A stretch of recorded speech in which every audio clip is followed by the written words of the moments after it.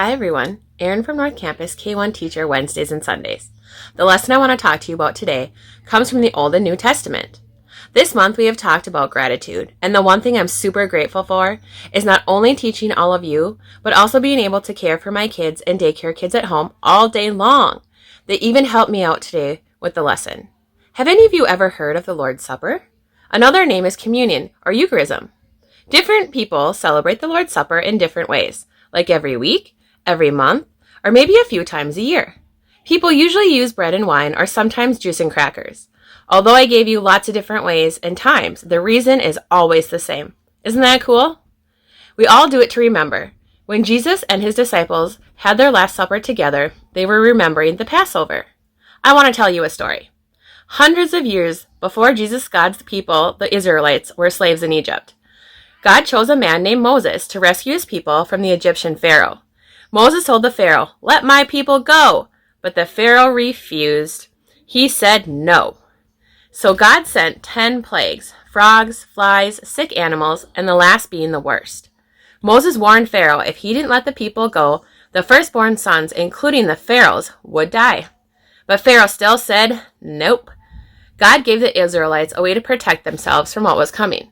They were to sacrifice a lamb and spread the blood on the doorframes to let God know to pass over their homes and not harm anyone inside. The night everyone that had blood on their doorframes was saved. But Pharaoh's firstborn son died, along with all the other firstborn sons in Egypt.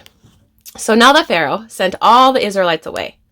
After hundreds of years in slavery, they were finally free. That's what Jesus and his disciples were remembering during their Last Supper. They remembered the day God rescued his people from slavery in Egypt. When Jesus had given thanks, he broke the bread and he said, "This is my body given for you, and every time you eat it, do so as a memory of me." Then he took the cup of wine and said, "This is the cup of the covenant of my blood. Every time you drink it, do it in memory of me." Jesus knew God had another plan, and this time it would rescue the whole world. This time Jesus himself would be the sacrifice, and that's why we celebrate the Lord's Supper today. So we can show God how grateful we are to him for sending his son to give his life to save all of ours. Another way we can show gratitude is by praying. So let's do that now. Dear Jesus, we know how important it is to remember and be grateful for you. You loved us so much that we should celebrate you every day. God, please help us to make time to do this. Please help us to make it a habit in our hearts to be grateful to you and others in our lives.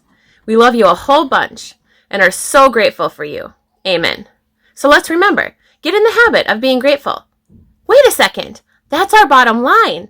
Get in the habit of being grateful. How can we do that?